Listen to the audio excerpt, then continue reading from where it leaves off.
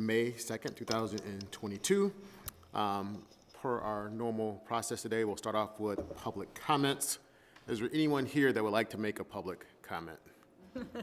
So we have three options. So if you guys want to make a public comment, we'll jump right ahead. Today in the meeting, we have one subject. We're going to be talking about the proposed budget for 2022 to 2023. Lisa, if you don't mind, we'd like to have you give us a presentation on that. Thank you and good afternoon. We are pleased to be here today to provide an update for you on the proposed 22-23 fiscal year budget. I have both Todd Hurley and Nathaniel Lloyd here with me, and between the three of us, we would be happy to go through any questions, answer any questions that you have on the presentation formally or any of the documents that you received in your packet on, again, the upcoming 22-23 budget proposal. With that, we will go ahead and start through the PowerPoint presentation. This presentation focuses primarily on the general fund of the institution where our primary operations happen. We will touch on some of our ancillary funds towards the end, and then talk just a minute about the other documents that were included in your packet so that you know the entirety of what you have. For the 22-23 budget, it's always good to at least start with a look at how we are planning to close out this fiscal year, 21-22. So the first couple of slides address that.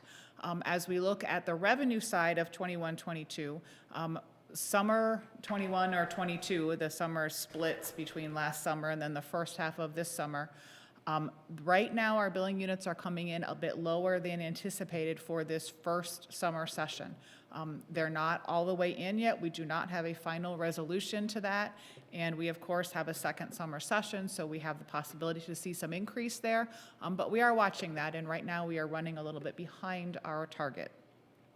When you look at our two other primary revenue sources, property tax is continuing to come in right about at budget.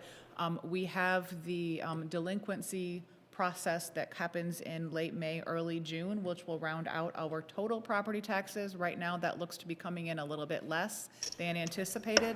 Nothing significant, but a little bit less than anticipated. The other thing on revenue that we would say out loud as we look to close out the revenue section, as we all know, interest rates are starting to go up a bit, which is good news for our actual interest income coming in. However, because of our investment strategy and the investments that we are permitted by the Community College Act to invest in, we will see an unrealized loss on paper as of June 30. As interest rates start to go up, because we hold investments to maturity and most of what we are invested in, as you see on a monthly basis, are governmental securities. That's what primarily we're permitted to invest in. At a given point in time, as interest rates continue to go up, those investments, while they're not at maturity, are going to have a loss attached to them. So if we were going to sell them at June 30, they would have a loss attached to them. We are not. We will not see an actual loss, but based on accounting principles, we will be required to record the market value of those investments as of June 30. So I do anticipate seeing on paper an unrealized loss. Hopefully that makes sense. As we look at the expense side of this current year budget, 21-22, we continue to anticipate positive variance on the expense side.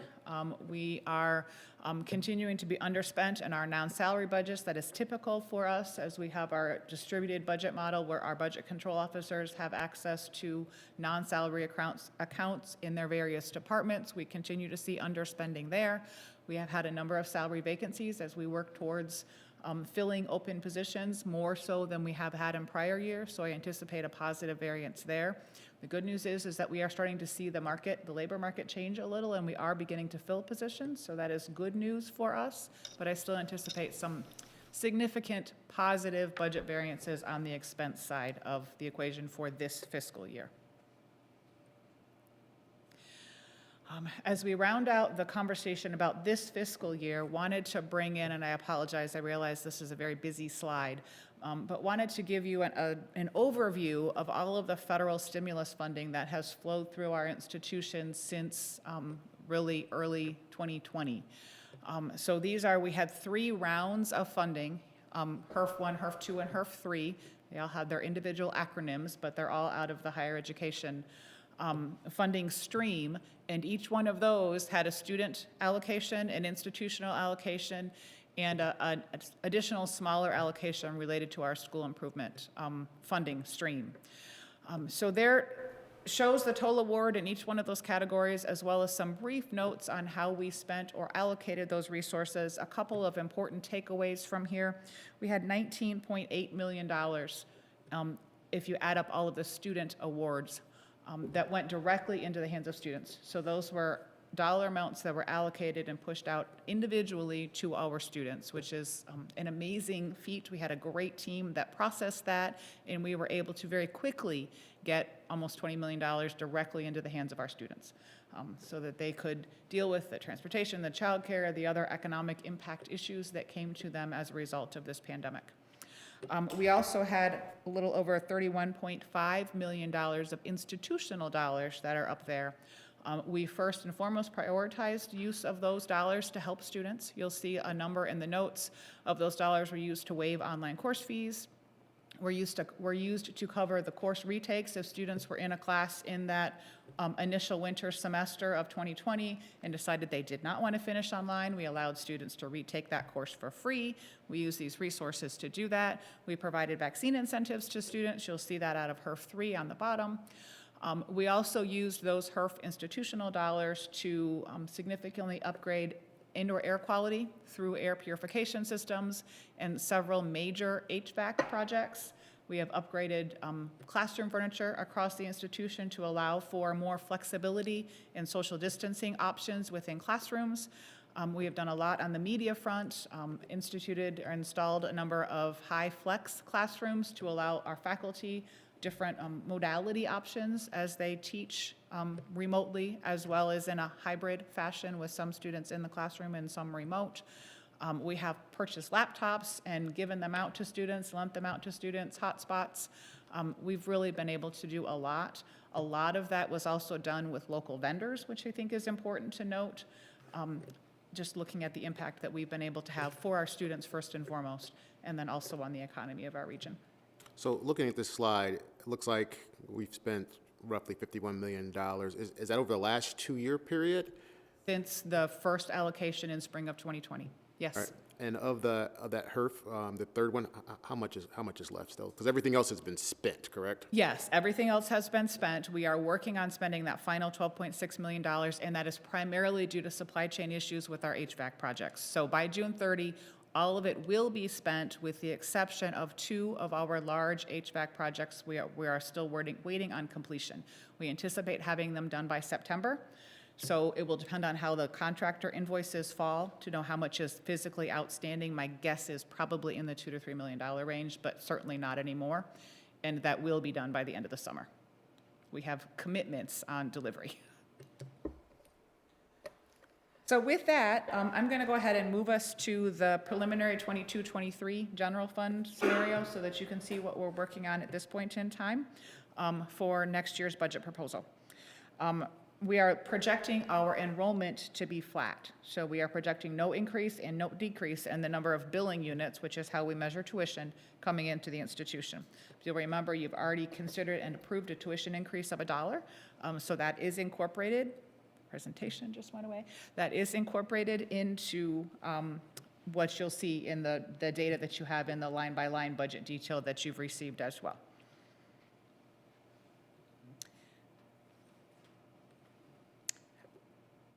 I know you have copies, so I'll just continue to go through. Please and do. then we can backtrack if you need to. Property tax is estimated at 4%. I will say out loud that while we don't have the information yet, we are anticipating yet another Headley rollback based on inflation versus property tax growth. We will have that information later in May or early June, but that would be our estimation at this point in time. State aid is another unknown right now. We have a 3% increase incorporated into the detail that you have. It is likely we will not have a final answer on our state aid allocation until after we ask you to adopt the budget. So at this point in time, we would hold with that 3%. The governor, as we've shared before, has a 5% operating increase and a 5% one-time increase incorporated into her budget. The House has come up with a significantly different package, which has a larger increase for us. The Senate has a 3% increase in what they have shared at this point in time. So our answer is probably somewhere in between that. We likely will not know. The state has a revenue estimating conference scheduled for 2 weeks out, I believe. That will be the next step in their process. Once those numbers are solidified and all three branches have agreed on what revenue they have to allocate, they will convene a conference committee of some sort and actually deliver a budget. They are shooting for midsummer to have that done. We will continue to keep you updated. Right now, our assumptions and what is in the numbers we have are all based on a 3% increase, which is likely conservative. On the salary side of the equation, on the next slide, all of our salaries are incorporated into this based on the best known information. Some of them are in negotiation now, but the best data that we have has been incorporated into the data that we've shared. For the meet and confer group, we have incorporated an overall pool increase of 3.5%. That is, of course, subject to your specific approval in June. And we are looking at a different way of allocating those resources, potentially with a flat amount added to each individual salary rather than a flat percentage, to allow us to really focus on a larger percentage increase for those closer to the bottom of that meet and confer quartile system versus those that are closer to the top. So more to come on that, but that is where we are looking, and that's what's incorporated into the documents that you have now. You can see the information on the fringe benefits there.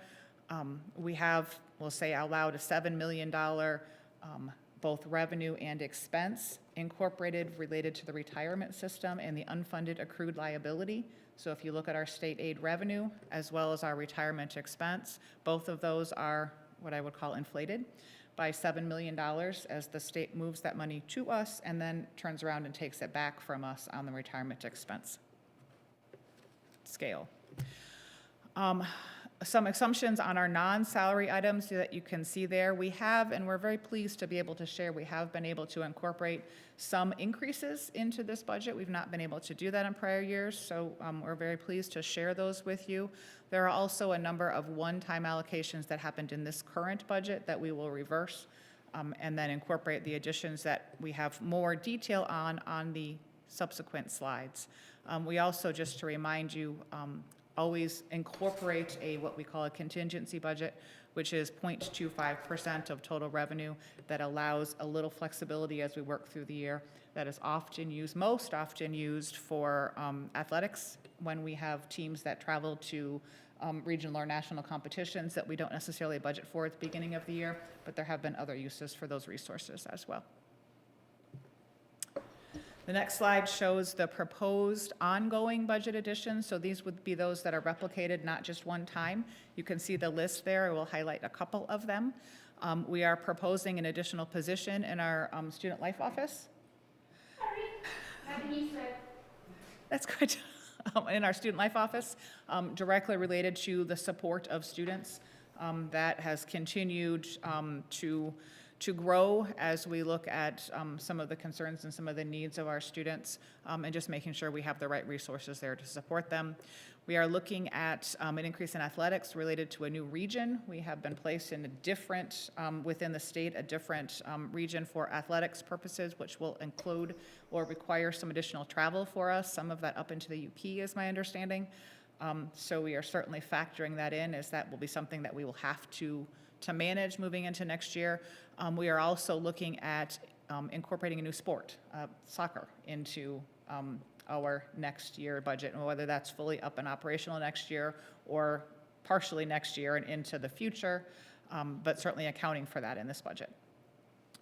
You'll see some mapping software. We are reconciling all of our software maintenance fees out of our IT department, but serving the institution as a whole, as those maintenance fees have gone up, and we've not completely caught those up in prior years. So we are now even with maintenance requirements for all of our software, And we are looking at a commitment with DHSS, Department of Health and Human Services, to bring one of their employees into our student life office for a period of 2 years, $80,000 per year for a 2-year commitment, to help us work to meet some of the needs of our students that are on campus with someone right there embedded on our campus, but also help us to work to expand our ability to take on that work and make some of those community connections, enhance some of the community connections we already have, with the idea of 2 years from now, we will be able to incorporate or infuse that work into what we do in the positions that we currently have on staff.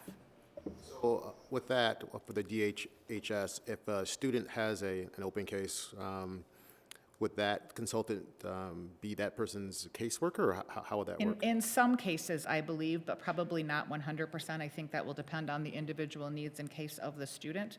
But it will, in many cases, I believe, be able, the person that will be here with us will be able to support that student without the student having to go somewhere else. Most definitely. The next slide, I believe, shares the proposed one-time budget additions. So these are proposed additions that we would incorporate one time in the budget to get a specific project done. You can see some of those there. A couple that I would highlight, the cardiovascular technology program. That is a new program that we are bringing to campus. That program is through Michigan Colleges Online, so it's a consortium program that other colleges that are participating will be able to send students to. Ultimately, that program will balance between the tuition revenue brought in and the expense through the Michigan Colleges Online framework. However, in our first year of implementation, we will have some upfront costs working through curriculum development, as well as just some general program development. So we are incorporating that here. And we are also, the last one on that list, continuing with our Bridges to College program. That is a summer learning loss program that we instituted last year specifically to assist the high school students coming out of high school that have been through high school years during some semblance of COVID, so had some significant online learning that they may or may not have been ready for, as well as some potentially learning loss because of the circumstances of the pandemic and COVID. It was very successful last year. We are looking to include that in this year's budget, but you'll see my note there. The funding for that on some sort of ongoing basis is included in the House's budget proposal. And at this point in time, we believe that it will make it all the way through the budget process. It seems to be an accepted part of their budget framework at this point in time. So it may not be there in time for us to manage this summer's program, but certainly will be there in the future to be able to continue that beyond the summer of '22 and into '23. Thus, we are proposing this as a one-time budget addition and not something ongoing. With that, what we are bringing to you, will be bringing to you in June for your consideration is, in essence, a balanced budget. With a total ending net assets of $22.7 million, or 19% of total expense, which is in an appropriate framework for net assets as a projection or as a percentage of total revenue or expense. As we look at a couple of the other funds, again, we'll talk about what's in your packet, but the next slide will show you just some basics about some of the other funds that we're looking at right now. Plant Fund is where we do all of our construction and our major construction projects. You will see as you look at the detail for Plant Fund, we have incorporated a line for a public safety training center. The $7 million would account for property purchase as well as some initial site and design work. That is not the cost of the total public safety training center in its entirety from a construction standpoint. That would, in theory, move us through purchase and initial site work. We have made some adjustments on IT for some equipment life cycle as we've continued to add some expanded technology across campus. The life cycle replacement costs increases. And then we do have, if you'll remember, we submitted a capital outlay request to the state back last fall for our Learning Resource Center and a complete renovation and minor addition to that building. When we submitted that, we are required, based on the state capital outlay process, to commit to half of the total project to be on hand or to be able to cover our share, which is in this case half of that total project. So you'll see that set aside in our plant fund for that reason. Debt service payments, just back class one slide, just to highlight, we have some significant debt service rolling off this year. So you'll see because of the advanced refundings that we've done, as well as just maturities coming through on our debt service payments are reduced this year by $875, and that will continue into the future. And then 2 years out, I believe we have another one reducing. That is good. As far as next steps, this is part of our traditional process. We come to you with the actual budget proposal now so that you've got an opportunity to go through it, to ask any questions that you might have between now and June. As part of our, again, traditional process, we will bring to you at your June meeting the tax levy, which our taxing jurisdictions are those that levy our property tax need.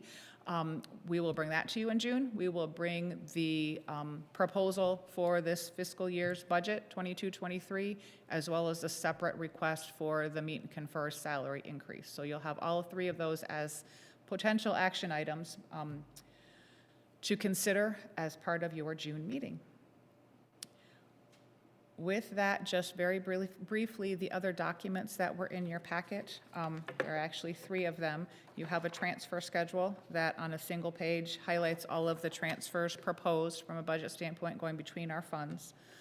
You have a narrative document that's 4 pages in length that provides for you in more of a narrative form the changes proposed between this current year's budget and next. If reading it in a narrative form is just another way to look at it.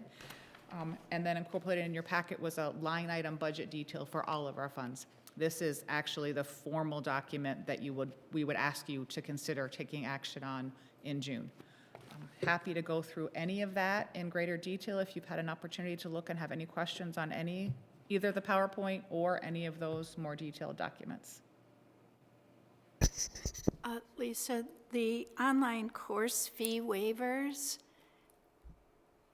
was that need-based or across the board for all students? We used our HERF dollars, the federal money, to waive them across the board for all students.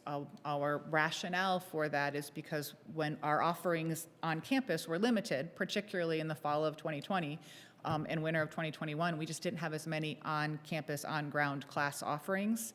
So many students were needed to take online courses in order to continue their progression. So we didn't want that fee to be a So how barrier. did you determine the percentage of the course fee for the waiver? We have a universal fee, so a fee that is added on top of base tuition for all online courses and have for many, many years, 10 or 15 years. I mean, certainly predates me here.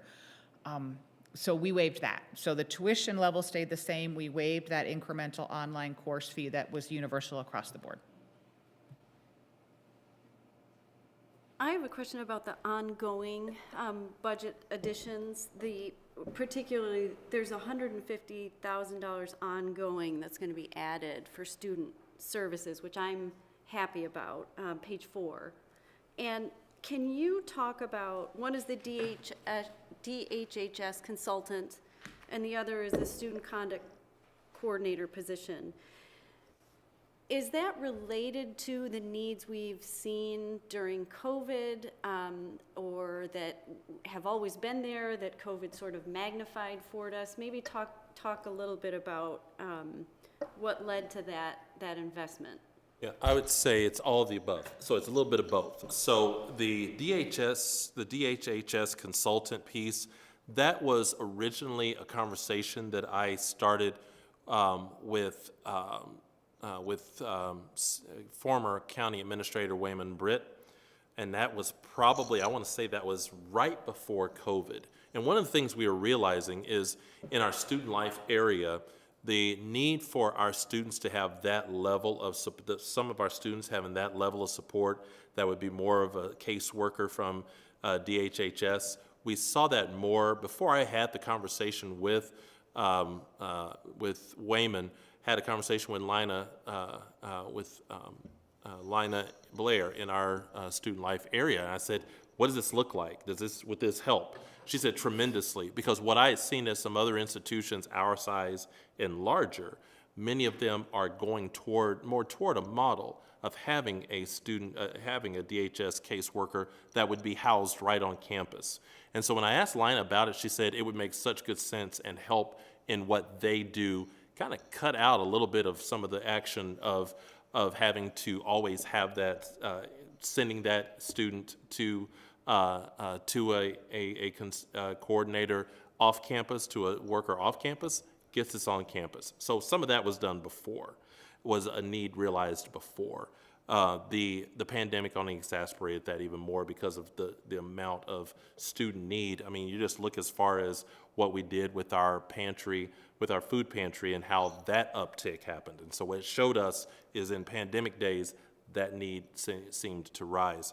When you talk about student conduct coordinator position, that too, I would say, was pre-pandemic as well, just because as things, what we were starting to see, and I think Lina would scream and jump up and say thank you. What we were starting to see is that this kind of work she was doing herself. A lot of these things, going to get food for the food pantry, all those things Lina has been doing for us, because, and then as the need increased, her need to do those things increased. And so this is also that acknowledgement for her that we need to have someone else that's doing a lot of this work so that it doesn't tie her up nearly as much. Anything you'd add to that, Lisa? That's how I, with both of those positions. I would agree, and I think this position will also help with just general student conduct support issues. Yep. And some of the referrals and just the need that's continuing to grow with some of our behavioral intervention teamwork and some of that to make sure that we're supporting students.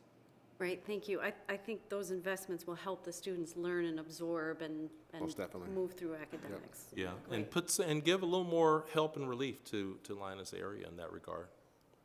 Trustee Siegel, I wasn't sure, did you have another question? I wasn't sure if you were done. Oh, it was exactly, thank you, Okay. Dr. Ping. Thank you. It was about these student conduct coordinators. Yeah. Purview, so thank you. Sorry I interrupted you. I saw her face, she was, Ready? sure I got that. Other questions? Yeah. All right, so thank you very much, Lisa, and we'll be voting on this on June 13th, correct? 13th. I 13th, believe. okay. So we'll look forward to having that conversation. And interim, if there are additional questions or something else you'd like explored or answered, I would be happy to. Yep. Before we close, just a couple of comments, and I'll allow the other board members as well. We had a great ceremony last week for graduation. I think the Ford Fieldhouse has to be the happiest place on earth when we have graduation. So wonderful job on that. We thank you guys for doing that. And so with that, board members, any other trustees, any other comments? It was a pleasure being a part of the commencement, and I don't know if this is the space for it, but Dr. Pink, pleasure to see and be behind you during the commencement that we're a part of. It's just a beautiful moment, so Yeah. I want to say shout out to you and the rest of the team that put that together.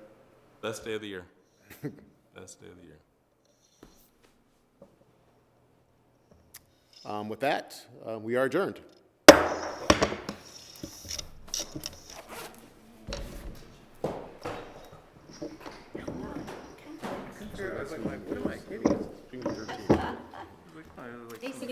We mean, Oh, I'm sorry, voting on this is June. yes. Stuff's going on in these drawers. May 16th, our next board meeting. Little mini post